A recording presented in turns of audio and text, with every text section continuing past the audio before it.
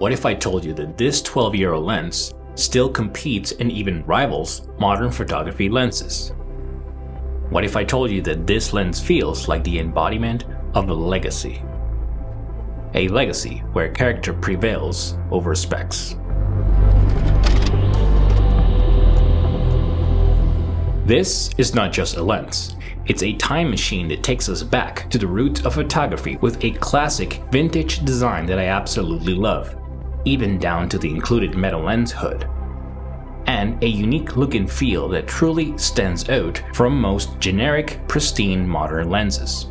This lens proves that perfection isn't always about clinical sharpness.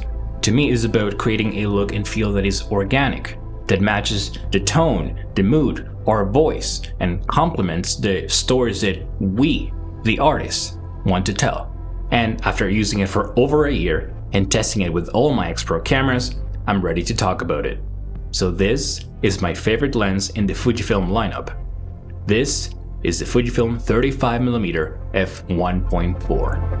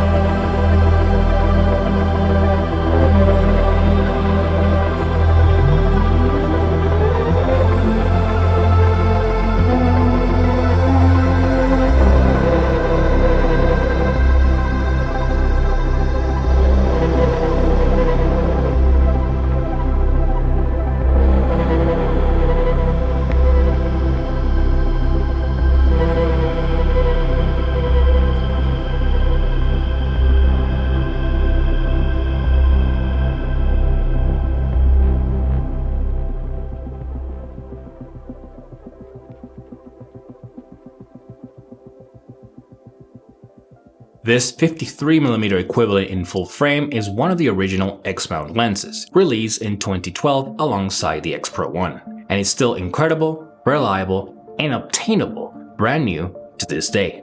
Fujifilm cameras and lenses used to really stand out compared to the rest, at least around 2012-2013.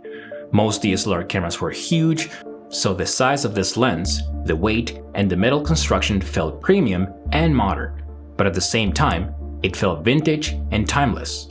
And that is the feeling that I still get when I use this lens today. And the fact that you can still purchase this lens brand new is mind-blowing to me. All the Fujifilm f2 lenses or Fujicrons come with cheap plastic lens hoods, so you do have to invest in higher quality and frankly just better looking hoods.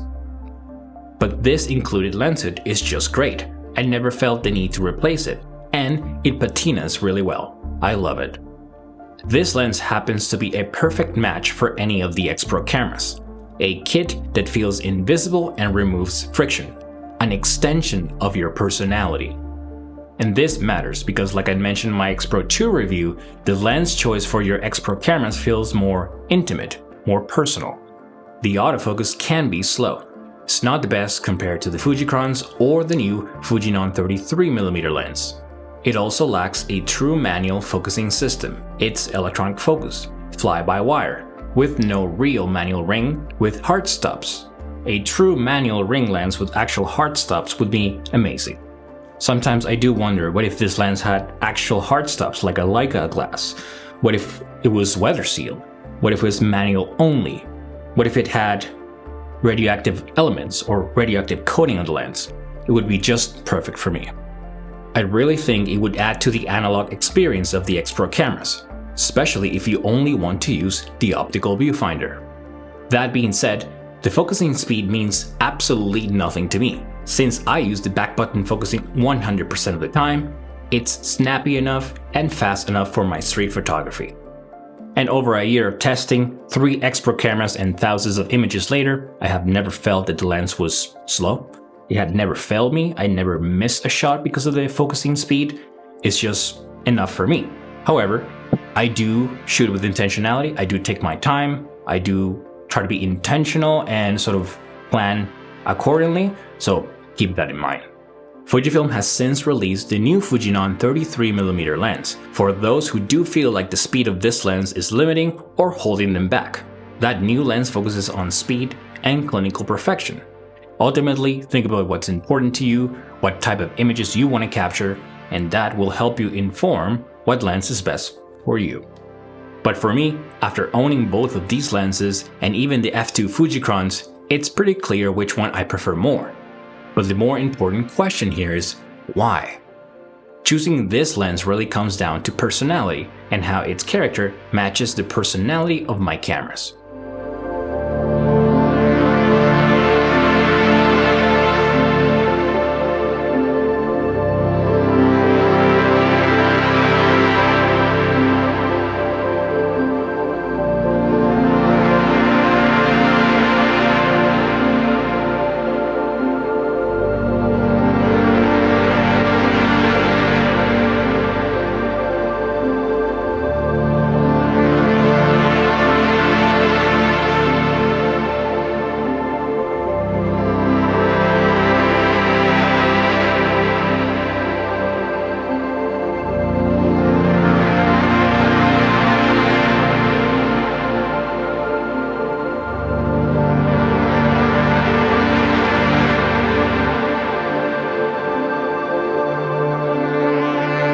But what does this overused term, character, really means here? Vintage lenses on old film cameras contained radioactive elements and had a lot of texture and optical imperfections caused by the nature of the manufacturing process and the materials used.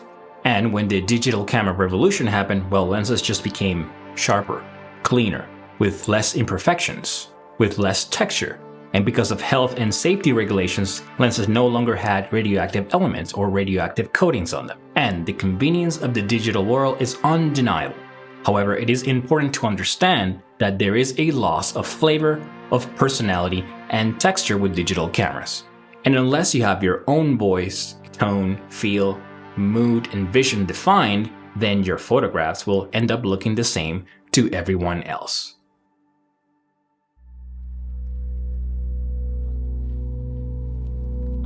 There are a couple of elements about this lens that really stand out to me, and perhaps pointing some of these things out might help you identify if this is the right lens for you.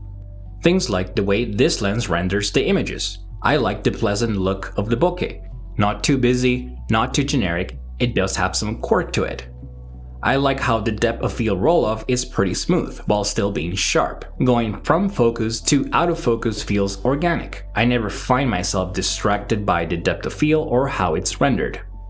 The overall sharpness of the lens. The center of the frame is tack sharp while shooting wide open, and while you do get sharper results when you stop down, the fact that it's still sharp at 1.4 is remarkable for being over 12 years old. No insane halation or blooming of the highlights, provided you expose it correctly. Looks organic and natural to me.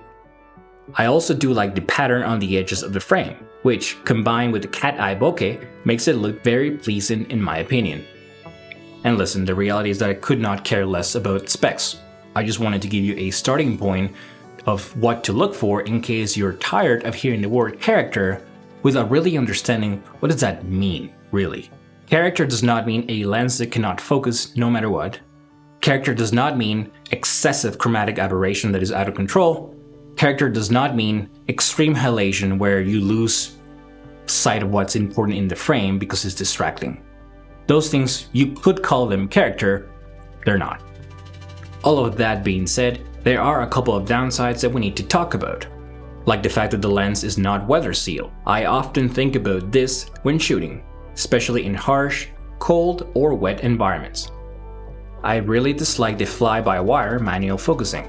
I wish it had a full manual ring, like Leica lenses or any film lens from the past. For some, the focusing speed might be too slow. It's not really a problem for me because I use back button focusing, but I can definitely see it being a problem for someone else. But to me, This lens is a reminder of why we fell in love with photography in the first place. It's about capturing moments in time, creating memories and telling stories, and finding a lens that helps you do exactly that. The look of this lens is special, organic, and timeless. Character, charm, and personality are the words that truly define this lens. It's not about outperforming others, but about offering a different perspective, a different approach to photography. Fujifilm themselves know this. That's why you can buy the 35mm lens alongside a 33mm lens. One is not replacing the other. They're different solutions for different types of people.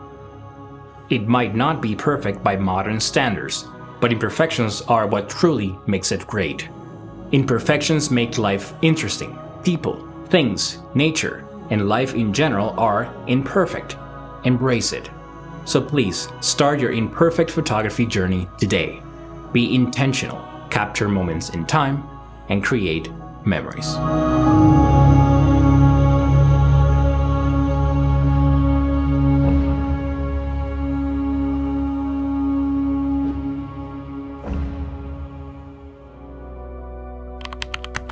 Iterations drive the learning curve.